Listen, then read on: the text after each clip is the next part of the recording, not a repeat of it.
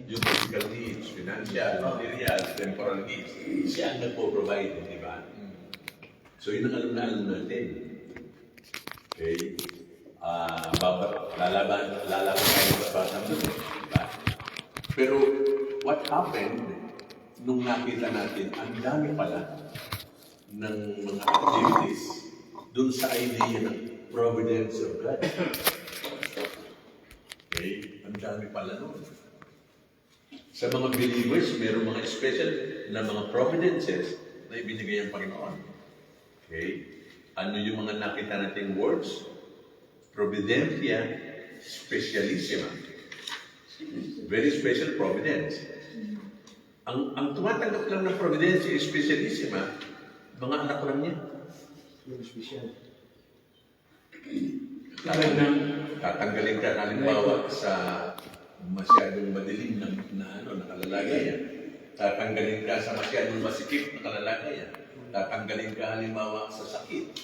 Hindi mo na kaya ang buhay. Tatanggalin ka ng Panginoon doon sa gano'n. Ibibigay sa iyo ay maalwan, maayos na pamumuhay. Maski not necessarily na bigyan ka ng pera, hindi. Situation. Yung situation, yung feeling mo, yung mararamdaman mo, very special. Maayos, maganda. Okay? Talagang mafe-feel ka ng joy, mafe-feel ka ng gladness, ng happiness. Okay? Yun ang very special providence. Okay? And then there are also times kung saan ay meron tayong mga talagang naiipit tayo ng talagang sobrang as if wala na talagang salvation, as if hindi na talaga tayo maaayos sa buhay. During such times, doon active ang Panginoon. Tatanggalin ka. Okay? Bibigyan ka ng lakas. Bibigyan ka ng even wisdom, ibibigay sa atin ng Panginoon. Okay? Makikita mo, imbis na ma-fall ka, imbis na maipit ka, makikita mo, you will jump with joy. May kagalakan. Happy ka. Special. Para sa mga ano lang yun, para sa mga Christians lang. Special na. Special. Okay? Now, hindi ko sinasabing yung mga hindi Christians, hindi believer, walang ganung treatment kay si Lord. Meron din. Grace din. Bisa si Lord, papagaling din ng mga hindi Kristiyano. Okay, bisa ng Panginoon, nagbibigay din ng answered prayers sa mga hindi Christian. Ang tawag doon ay common grace. Common grace. Yung sa atin, hindi lamang salvific grace, special grace pa. Yung para sa atin lang ng mga anak niya. Okay? So yun pala yun. Nakita natin last week yung sa wisdom of God for the glory and even honor of God. Ipapa-experience sa atin who He really is. Okay? Ako tumantuwa habang nagtitimpla ako ng kape, sabi ko, ibang-iba na itong anak ko. Okay? Ang nakita ko yung excitement. Nung araw, di naman ganun ito Okay? Ganda, nakikinig ka. Titingnan ka lang, talagang serious. Pero no, hindi lang yung nakikita o tinitingnan ako.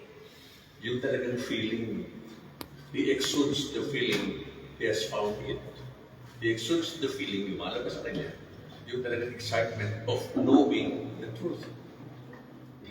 The truth has really set him free. Parang tayo rin. He set us free. Okay? So yung ganong mga experiences, kasama sa providence. Okay? Kasama sa providence. Ang sabi ko nga nakuha niya yung pearl of the great price. Nakuha na niya. Okay? Pero of course, ang mga pearls, alam niyo ba yun ang anak ng perlas? Perlas mismo. Okay? Talaga. Na-experience nyo na. Nasa aparador, gano'n. Sa dagat?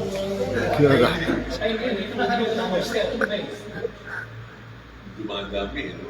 Pero kung wala na. Pero maganda kung halimbawa, black pearl ang naibigay sa'yo. Kahit na hindi lang talaga. Nevertheless, okay, pag natanggap natin ito, Lalo sa makain na mineral eh. Ano pang dapat? wala nang dumi sa kinakain. Okay? Sabi ng iba ganun eh, kaya excited sila eh, sa mga perla. Panayan tingin.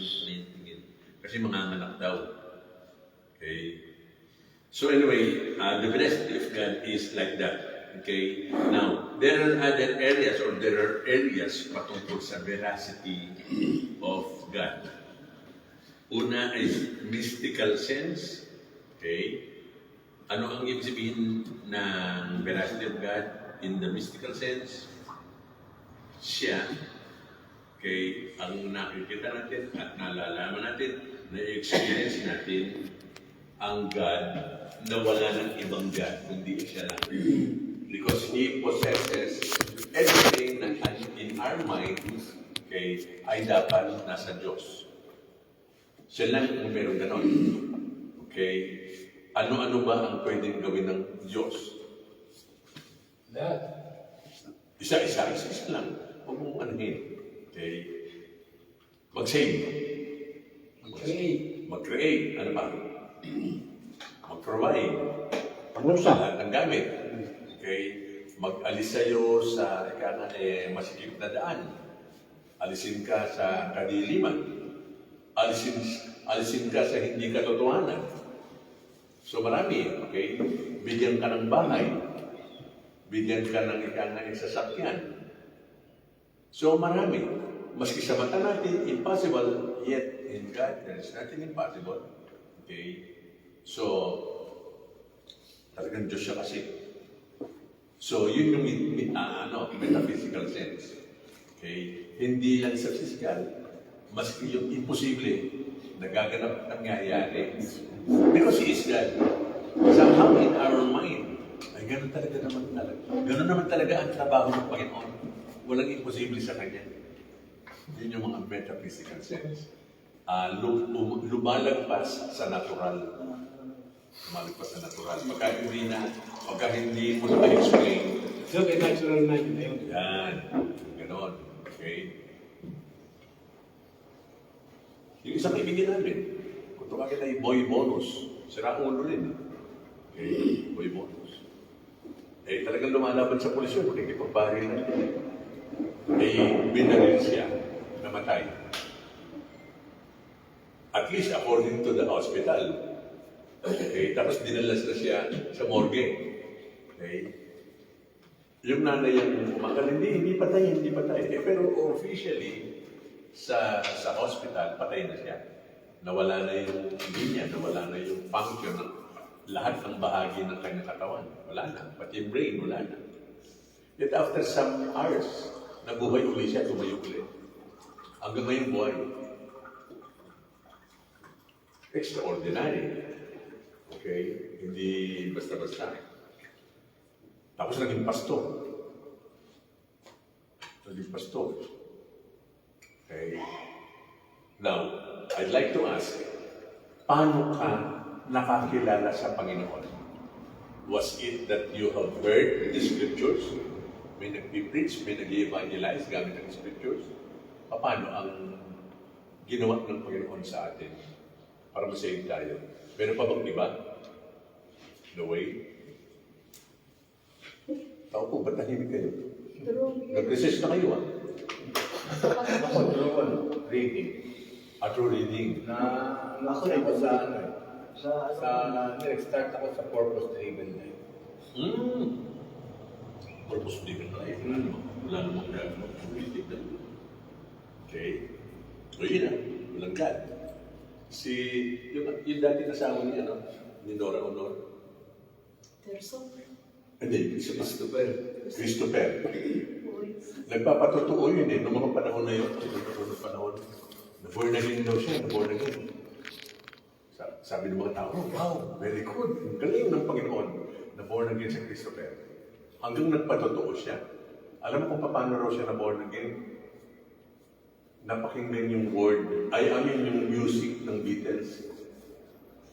Mother Mary comes to me, speaking words of wisdom, let it be.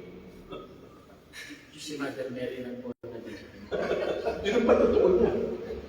Okay? Yun ang patutuo nitong si artista na to. Okay? Now, kaya ko nagtanong,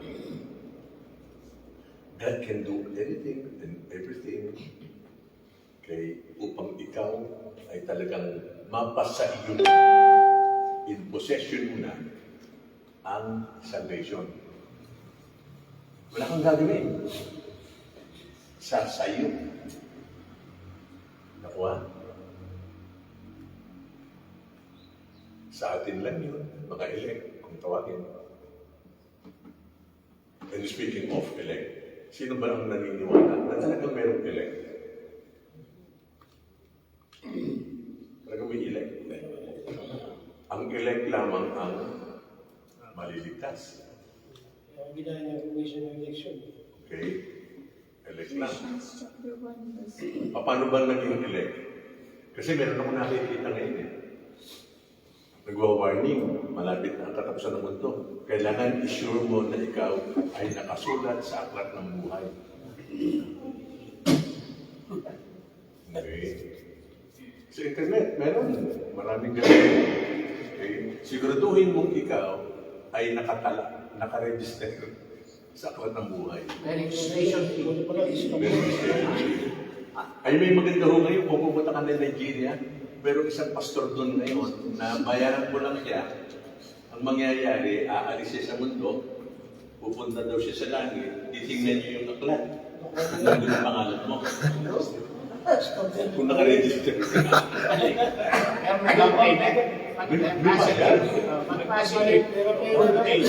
Negative. Discounted na lang.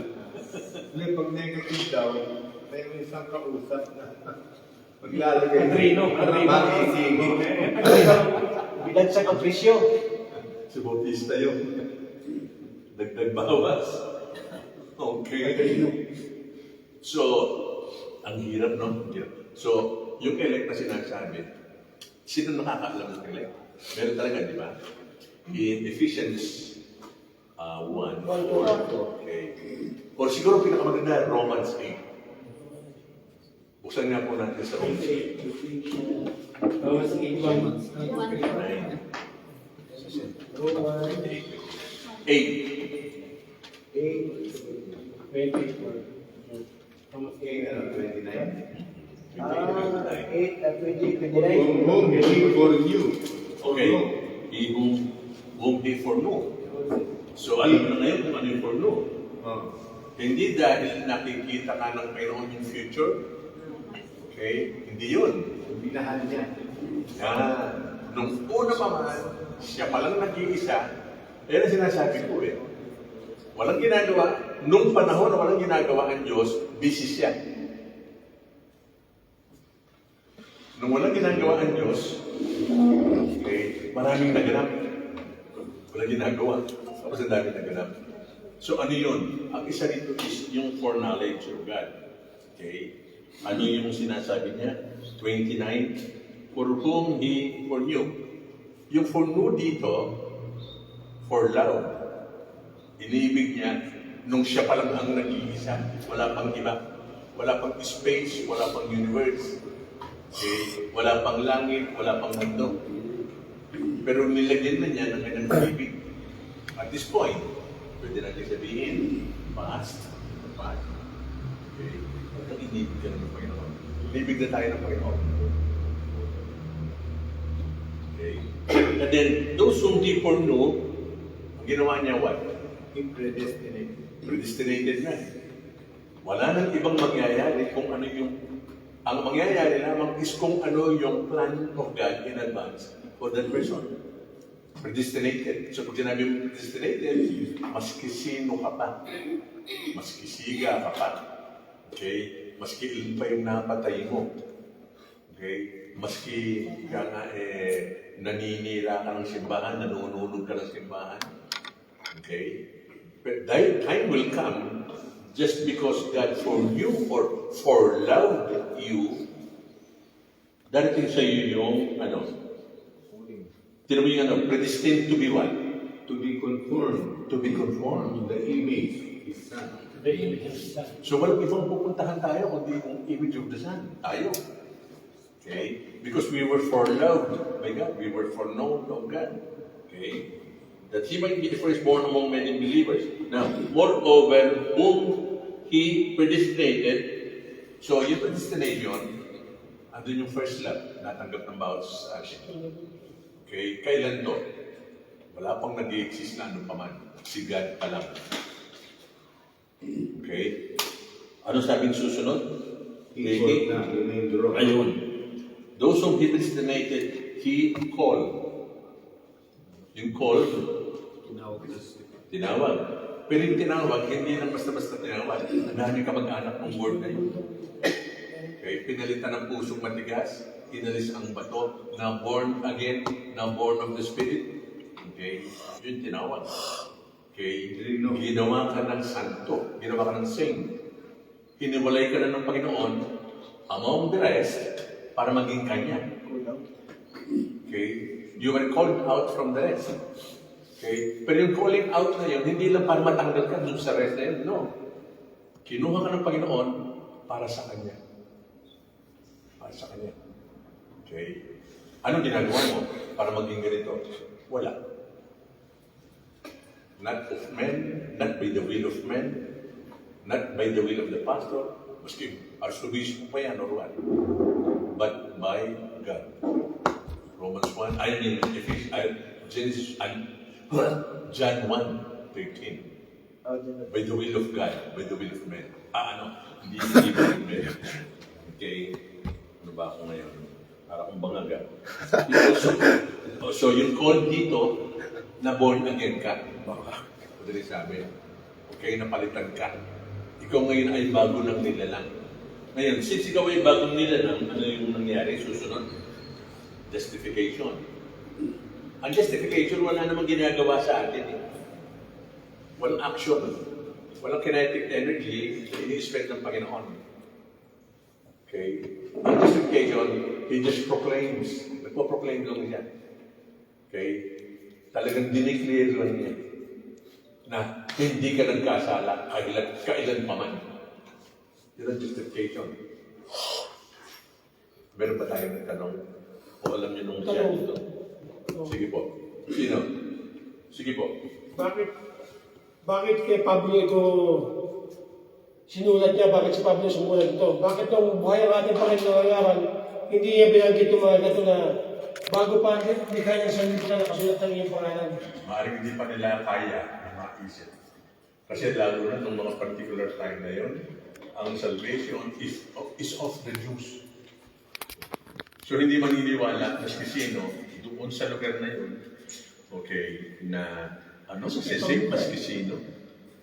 Ang Diyos nga mismo nangalan hindi lang. Okay, so hindi na-reveal. Remember, ang revelation is progressive. Okay? Kung kailan gusto ng Panginoon na i-reveal, i-reveal. Pero kung ayaw pa niya, wala. Okay? Wala. So yun po ang at this point, tinan nyo, Romans, kaya isinulat sa Romans, at that particular time, the center of, sabihin natin, civilization is in Rome. Malaking imperyo ang Rome. So kung tuturuan ay ang mga taga-Rome, yung mga mananampalataya sa Rome, malaking posibilidad kumalat ang katotohanan to all the parts of the world. Okay? Meron tawag sila Rome is a small place actually, pero yung powers nila, yung influence nila, napakalaki. Okay? And then dagat na, o kaya mga bundok, ang paniniwala nila, yun lang ang living society. Yun lang ang andun lang ang mga tao sa area na yun. Okay? Dun lang. Kaya mapapansin mo, walang incheck. Okay? Walang ibang bayan na nag-exist. Pero I do believe, nung sinulat ito ni Pablo, andyan ang China. Okay? One of the oldest civilizations. Oo. Okay? Andyan na. Until such time na makita even ng mga Romans, di ba nauso yung mga lalabas, yung mga nag-discover ng kung ano-anong mga bayan? Nakita nila, in one great sea, meron pa palang lugar na pwede nilang puntahan. Akala nila, yun yung end of the world. Physical, ha? Akala nila yun lang ang mundo. Kaya hindi sila lumalabas doon sa area na yun. But then, nung nakita nila na meron palang mga ibang bayan, meron palang ibang civilization sa ibang bayan, o sa ibang lugar, ayun.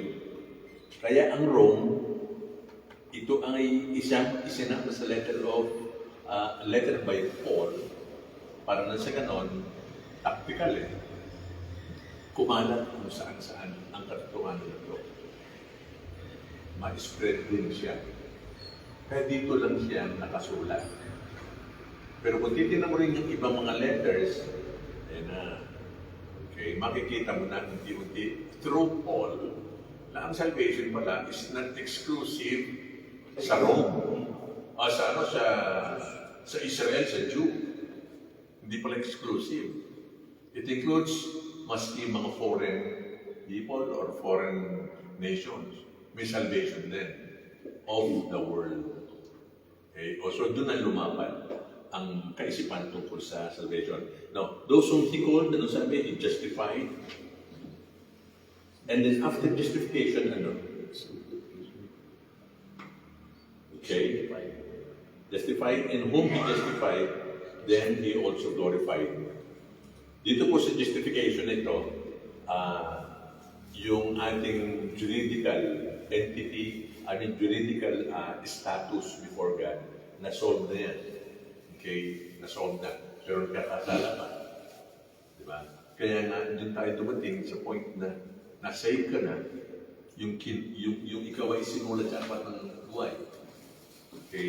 Although hindi ka pa save noon, panahon na yun, sigurado masasave ka. Kung ikaw man ay tinawag, yun yung actual salvation, sumaiyo. Okay? Pero hindi ka pa rin saved. In what sense? May mga pagkakasala ka pa rin. Nagkakasala pa rin. So ayan, yung process ng sanctification, sinasubject tayo ng Panginoon doon.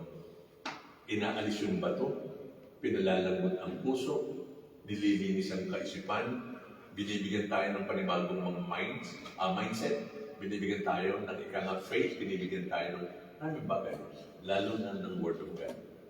Kasama yun sa sanctification. Okay? And then, yamang ibinigay ng Panginoon, panigurado, pag dumating ang Panginoon dito, pag bumalik muli ang Panginoon, susunduin na tayo. Glorification. In which case, tapos na yung proseso ng salvation. Saved na tayo. Nalinis ka na. Ha? Nalinis ka na. Hindi lang nalinis. Talaga pong hindi ka na magkakasala, tinanggal na yung sin na natin dito. Totally. Nilinis na talaga tayo. Okay? Talagang wala na, hindi na posible na magkasala ka at that particular time. Wala nang kapangyarihan sa lahat, gano'n. Wala na. Wala na. Kaya nga sinasabi, Wala nang presensya kasama. you are saved, you are being saved, okay? And you have been saved. You are saved. Past, present, and future. Okay? Or you were foreknown, nilista ang pangalan mo, then you were called, tinawag ka, binigay sa iyo ang Banal na Espiritu Santo, born again ka, pero sinasanctify ka. And then ayun, glorification, total treatment na yun. New talaga ang pagkatao natin. Yun yung tayo na hindi na tayo mamamatay, hindi na tayo magkakasakit, hindi na tayo tatanda. Immortal about sa atin. Okay? How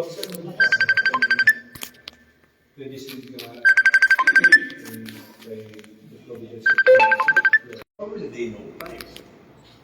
Wala mo share. How will they know the truth? As a matter of fact, how will they know na sila ay makasalanan kung hindi natin masishare? Si Kristo Jesus, maski si Kristo Jesus pa, hindi niya makakaya buong mundo. Personal siya.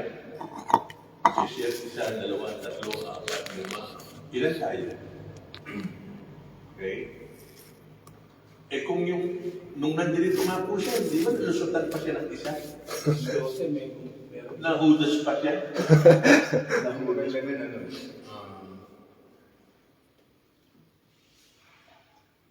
since yun na nga, hindi natin alam kung sino ang elect. Yes. Remember, yung calling, yung draw, yung pag-draw sa atin. Kaya minsan, we cannot really judge. Dahil pwedeng hindi ka palang nadodraw. Oo. Hindi mo pa tayo. Pwedeng may naunang nadraw sa'yo. Okay? May kinawag na, may nadraw na, may iba hindi pa. Kasi hindi naman sabay-sabay i-draw lahat. Di ba? Kasi pag nag-draw lahat sabay-sabay, patay sila lahat. So yung draw is your time. So, kaya tayo, go and make disciples, since nabigyan tayo ng ganung grasya na born again na tayo, so hinahanap natin yung mga elect pa. So we share the word. Habang nagsishare tayo, baka yun na yung time naman niya i-draw. So pag na-share mo ngayon siya, ando doon na yung draw niya. Nagtagpo. Nagtagpo na ngayon. Land Kaya of tayo ngayon ang ginagamit. I think it's yun ang ano yan. Preach the gospel. Hindi ka matuturo habang wala yung word. Di ba? So masisira ka ng word, time mo na pala. Parang gano'n. So, in other words, kailangan din tayo. Okay, kailangan tayo na talagang kumilos at kumalaw. Para yung iba naman. Kasi ikaw mismo, paano mong nakalala ang Panginoon? Paano mong nalaman may katotohanan pala? May gumalaw din sir. Nakarinig ka. May ginamit ng Panginoon para ikaw ay makaalam. Mag-draw sa kanya. Yes.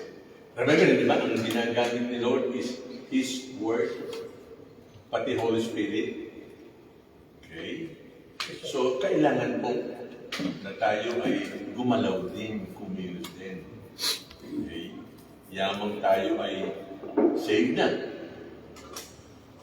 I think ang pinakamarapat lamang na pwede natin gawin is mag-share din tayo sa iba.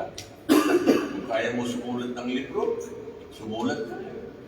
Kung kaya mo na through text, yung mga kaibigan mo ay makakilala sila. Gawin natin. Okay? Because walang iba na pwedeng gamitin ng Panginoon, kundi yung mga anak niya. Tayo. Okay. Sige po. Pastor, ginamit din ba ng Panginoon yun? Yung mga kawal, pumunta sila sa mga saserdote, mga punong pres na nasabi nila na nawala ang bangkay ni Jesus. Sabi naman yan ng mga punong simbahan na huwag kayong matakot, sabihin nyo ninakaw siya ng kanyang mga alagad at binigyan sila ng pera para magsinungaling na hanggang kayo na nabubuhay pa ang sinungaling na yun. Ginamit ba ng Diyos yun? Ano bang kaugnayan nun doon sa Hindi, kasi ginamit ba ng Diyos yun yung gano'n na pangyayari? Ginamit ba ng Diyos din yun? Kasi para mapatunayan, wala na siya sa ano tawag dito, sa litro. Yung nabuhay siya muli. Baka doon. Pero necessarily. Kaya sa Matthew 28 po yun, kaya napagdi po pwede na pinag-usapan natin. Saan po yun? Yung pagkabuhay na muli. Oo, sabi niya, Yun. kami nang bahala kay Pilato, hindi kayo maano, bibigyan namin kayo naman. Sabihin niyo ninakaw siya ng kanyang mga alagad. Hindi kasi po, kaya ganun, kasi may salita si Kristo na after 3 days, mabubuhay siyang muli. Kaya ang sabi ng mga kumuha sa kanya, mas malaki ang problema natin kapag biglang nabuhay yan at nagkatotoo yung sinabi niya. Kaya pinabantayan nila yung... Kaya nung nag-resurrect, ginawang kagad nila ng paraan na sabihin nyo ganito, kaya sila naglagay. Dahil malilintikan talaga sila lahat. Kaya nga doon mo makikita na ang tao, kapag hindi talaga kasama sa kaligtasan, kahit nagpakita na ng katotohanan ng Diyos, hindi sila maniniwala. Gagawa sila ng paraan, i-twist yung katotohanan. Oo, pwede. Ganun po talaga ang nangyari. Kaya natanong ako, kapay ko na rin, di ba ng Diyos yun? Pero ang maganda, pag may tanong tayo, doon tayo sa topic natin para hindi tayo lumayo. Ito kasi 28.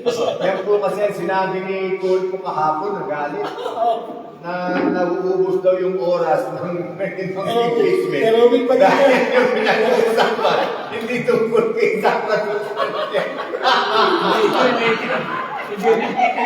Oo, kawawa daw si Sara. Talagang siya ay walang sala. Ako walang sala, pero may anxiety niya. Pero kung siya may kasalanan, nasintensya.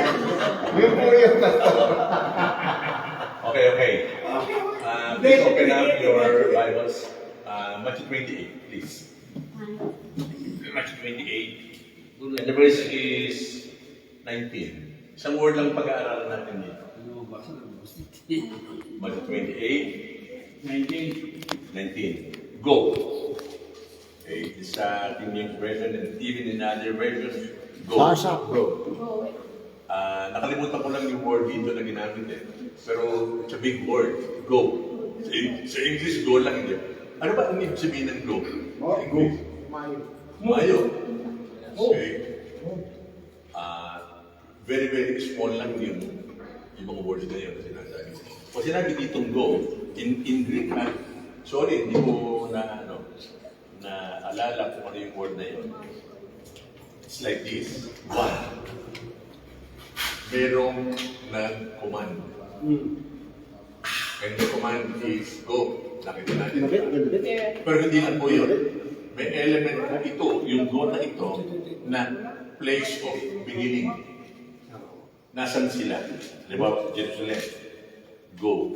Tapos sinabi pa niya, no? Sa Book of Acts, Jerusalem, Judea, Samaria, and the other parts of the world.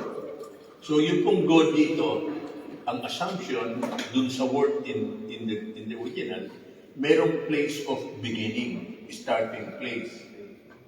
Aalis sila from that place dahil may nag-utos. They are under authority ng nag-utos. Okay? And then, ano pa? Yung bandang huli, okay, o incidentally, from here, papunta dito, may time element yan, may time frame yan, may time frame. Maski ilang taon, maski hanggang nandito ka sa buhay na to.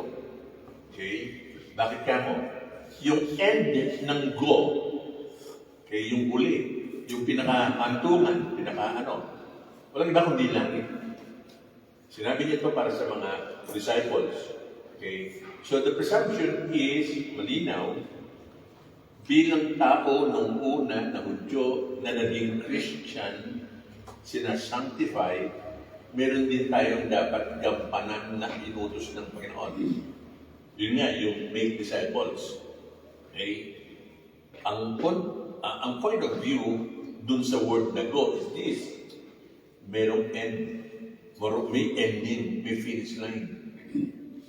Okay? Ano ba yung finish line ng mga Kristiyano? Heaven, new earth. So hanggang dun sa time na yun, hanggang narito pa tayo, we are under this command. Okay? Na ano? Mag-share? Hindi. Okay? Ipakita mo, okay, magbigay ka ng Bible? Hindi. Okay? Alam mo kung ano talaga dapat? Make disciples. Bawat isa sa atin, hindi lang pastor, as a Christian, as a disciple. Okay? Ano sabi sa verse 16? The 11 disciples went away into Galilee to the mountain which Jesus had appointed for them. When they saw him, they worshipped him, but some doubted. So, nagsalita siya kanino? Sa mga disciples. Sila ang binigyan ng authority. Okay? Hindi basta-basta go. Meron kang purpose, meron kang place of beginning, meron ding magiging katapusan yun. Okay? Ay yung time frame, hanggang nandito ka sa mundong ibabaw na ito. Leave this place, and then arrive in this place. Yun po, yun go. Okay? Ano yan eh, parang the Christian should not wait for the unbelievers to come to them. Because it will not happen. So we, the believers, should be the one to go and to go. Okay. Kaya inang So, hindi lang pastor to, ha? Lahat tayo. Make disciples. Pero hindi disciples mo. Disciple ni Christ. Hindi rin disciple ng church. Disciple ni Lord Jesus Christ. Okay? So, Iutos natin ito sa church. Yes po. mali pala yung word na disciple ko yan. Pumunta rin ng Pastor, Pierre yun. disciple ko yan, mali pala yun. Punta rin ng Pierre yun pagka-disciple mo. Okay? Disciple dapat ni Lord Jesus Christ. Ano ang sabi? Disciple ko yan. Kaibigan mo. Hindi ba meron tayong journey from year to year? Diba? Ito ang dapat gawin, no? Under the authority of God. So meron tayong authority. Ay, ano, para saan yung authority ngayon? Ayan. Make disciples of all nations. Baptizing them in the name of the Father, and of the Son, and of the Holy Spirit, teaching them to observe all things that I have commanded. Hindi yung command ko. Hindi yung command ng church. Okay? Kundi yung command of God. At under ng promise, nakapasok. Hanggang ginagawa niyo, I will always be with you. I will always be with you. Kapag ginagawa natin, conditional to. Okay? Alam niyo yung conditional, di ba? At this point, alam niyo yung conditional. Kaya ko sinabi yan, kapag ako ay napatay, papatayin niyo siya. Kapag if. Okay? So dito ganun din. Okay? Baptizing them until He comes. Okay? So yun ang command sa atin. Yun ang meron tayong authority. Ano yung authority na binigay ni Stano? Sa mga disciples niya? Make disciples of all nations. Ano pa? Teaching them. Baptizing. Ano ba yung baptism? Ano ba yung baptizing dito? Siguro naman lahat tayo baptize na. Ang tanong ito, tama ba yung baptism? Tinanggap mo. Tama ba? Kasi ang away ngayon, okay, kailangan ilubog. At hindi basta-basta. Ang tanungan, saan ba? Sa dagat ba o sa ilog? Sa pool. Okay? Sa swimming pool. Sa baptismal font. Yun ang away, di ba? Ganon. Sino sa inyo ang nakarinig na yung isang candidate para maging Christian ay pinag-recite yung sinner's prayer? Sinner's prayer, narinig niyo na po ba yung sinner's prayer? Yung initial, di ba? Nung araw, kapag ka nag-approach ka sa isang tao, share mo ang Word of God with the intention na maging disciple siya ng Panginoon. Okay? Ano ang ginawa ni Peter doon sa unang niyang pagsasalita? Pag-share. So, sinare niya who Jesus Christ is. And then may part doon sa sharing niya. Kayo ang pumatay kay Kristo Jesus. Diretsahan. Okay? Talagang pinupunto niya yung pagiging makasalanan. Okay? Dapat, ang makuha natin response, malaman niya na siya ay makasalanan. Number 2, yung pala yung buhay ko, ayaw ko na dun sa aking naging buhay. Gusto ko na ngayong magbago. Gusto ko na ngayon na si Kristo Jesus ang aking master. Okay? Then, in front of the other witnesses, tulungan niyo po ako. Pagka nag-share ka, dapat yun ang maging bunga. Okay? Then, right then and there, okay? Ano ang nangyari doon sa yung inan ni Philip? Hinabol niya, inyunok. O yan, may tubig dito hindi ba ako pwede mong bautismoan? What will prevent me? What will prevent me? Okay, from being baptized. So, yung kumaga sinner's prayer, dapat kasama na fresh sa baptism. Yung baptism, yun ang sinasabi ngayon na parang typification ng naganap sa kanya. Na pumasok siya sa ilalim ng tubig mo, nagpababa siya sa tubig upang malinis. Nung siya ay umangat na, malinis na siya. Okay? So yun po ang way dapat. Huwag mong iaasa parati sa pastor. Pastor, ito, napatanggap ko na to eh. Okay. Mabuti pagka ganun. Meron ako naririnig. Pastor, ito bago itong kasama ko. Ikaw nga ang mag-born again sa kanya. May ganun. Okay. So hindi. Tayo mismo, maski sino sa atin dito, okay, if you see someone na nakausap mo, nakita mo, na interesado, ganun. Yung serious prayer, i-preside mo sa kanya from his own heart. Okay? And then, baptism. Baka makaaway ako ng mga baptist dito. Sorry Kasi ang mga nila is yung form nila, ilulubog. Okay? Ang baptiso, walang form. Pwede wisik-wisik lang. Wisik-wisik. O kaya kung gusto mo i-spray. Okay? Pwede yun. Tama yun. Pwede na yun. Basta mabasa lang. At alamin kung ano yung sinasabi, yung tinitypify nung pagbabasa na yun. Na yun ay paglilinis na naganap sa kanya. Para ginagawa ng mga pari sa Catholic. Pagkabaptize ng mga bata. Hindi ba, Pastor, hindi ka nag-baptism Nakita ko di ba may Kristo baptism mismo sa ilong, binubog siya. hawak-hawak yung bata. Ginaganon. Yung isa naman pare, may water gun. Sisip-sip. Parang namo.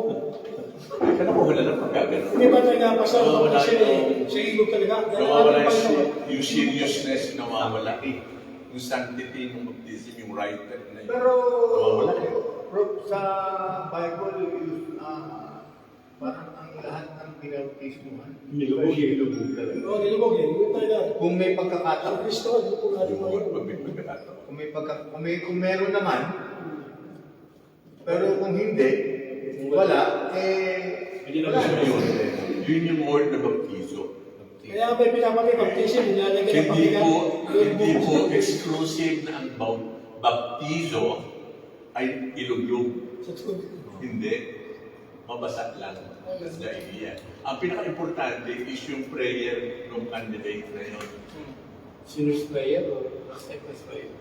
Serious or acceptance? Hindi. Sinabi sa atin, acceptance prayer hindi So baka niya na kaya pwede na siya manalala. Acceptance prayer. Minumove na siya ng Holy Spirit.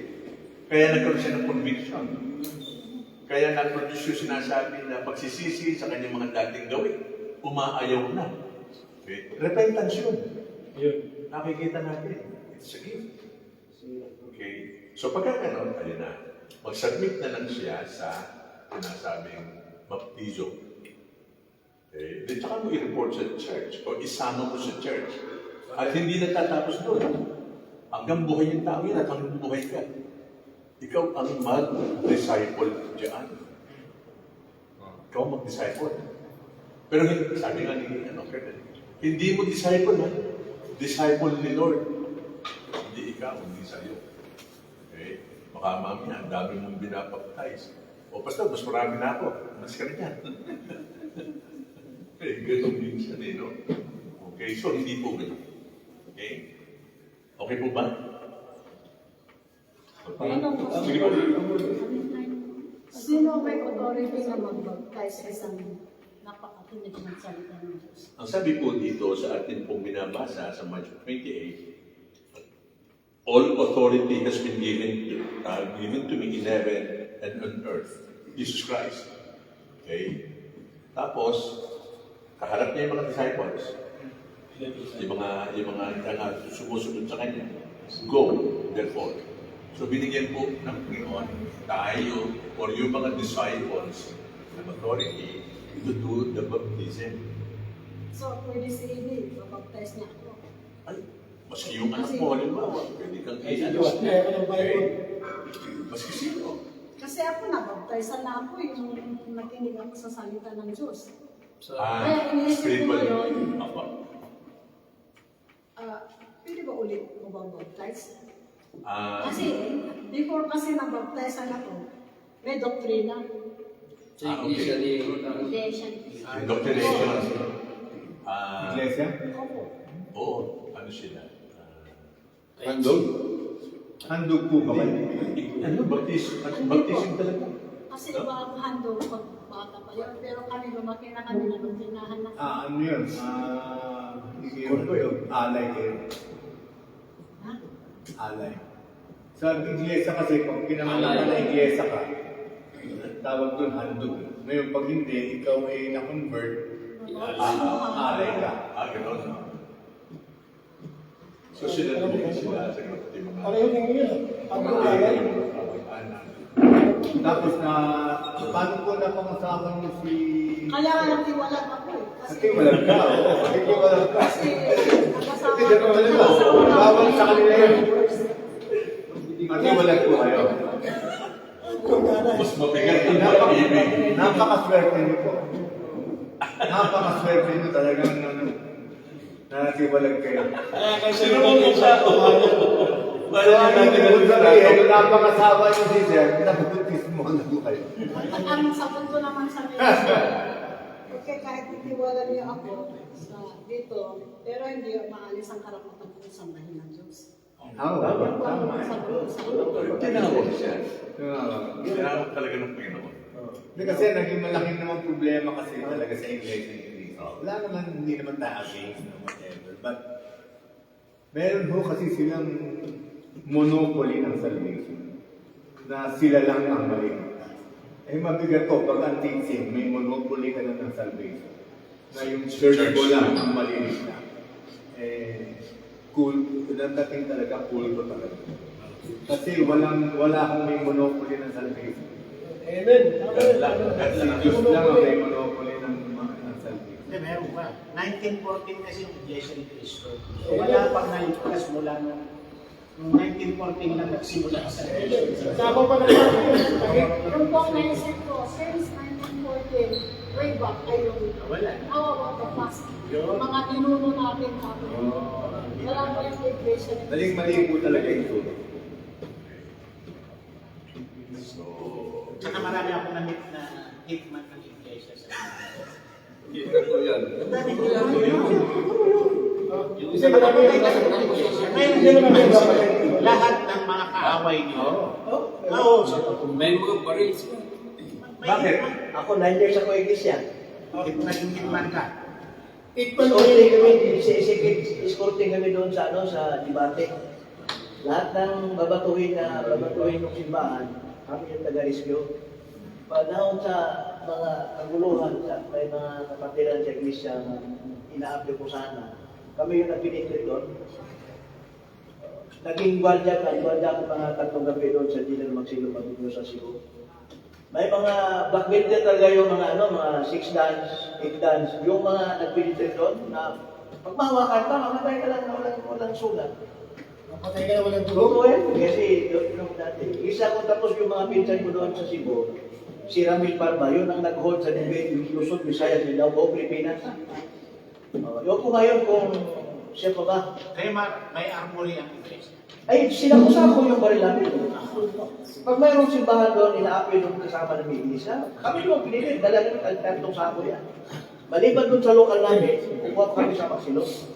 Maxilo. Saka ito maganda. Ito yan. Nung hepe ako ng Kabuyaw, tinawagan ako ni Mayor.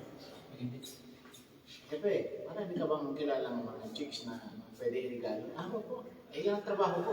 Nagre-regalo ng chicks. Bakit? Tumatanggap sila. Before election, nagaluhan natin yung 10 diakono. Yan. 10 diakono. Pinili ko magaganda. Tig 5,000. Pero sinalis ko si Mayor Kaya sa sa 10. Diakono. Actually, hindi pero yung iglesia. nagtiwala naman yung gano'n. Pag nalaman ng Oo, mga ikono, titiwala din sila. Hindi lang po iglesia yung ganyan. Ang Roman Catholic, Ganun din. meron din. Tatlong Yung piso may grupo ng tiwala. mga Jesuits, Tatlong piso. yung mga Jesuita, Tatlong bis pa na tiwala. yan po ang ano nila, yung mga terador nila yan. Mga assassin nila yun. Yan. Okay. So, hindi lang po. Kinakapira ko doon sa... Tayo lang yata. Sige, wala ka. Ganun mga Christian. Kasi, Lord, bahala ka na. Yun ang ano natin. Lord, bahala ka na. Okay? Ba't kumahal tayo sa Bakit iglesia? yan nga, yung mga babae dun sa ilalim ng mga matches, nagbubuntis doon. Pero Pastor, sa pag-aaral namin sa Church of Christ, yung biblical error, hindi naman natin manalo ginagamit kay Sagon eh. Kasi nagtakaw pa ng pato yan sa tagig. Kasama niya sa kasino. Hindi yan, ito yan, nasa biblical error yan. Biblical. Okay, order of the word. Sustain! Please, maintain decorum. Hindi, 5 minutes muna tayo. Assess. Parang kayo nakatabi, diba? Please stick to the topic.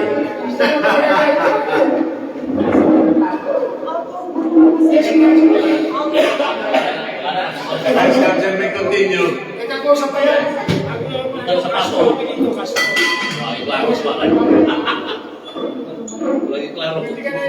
Kaya natin sinabi ngayon. Ang gawin kayo libro. Pamphlet pamimigay natin material.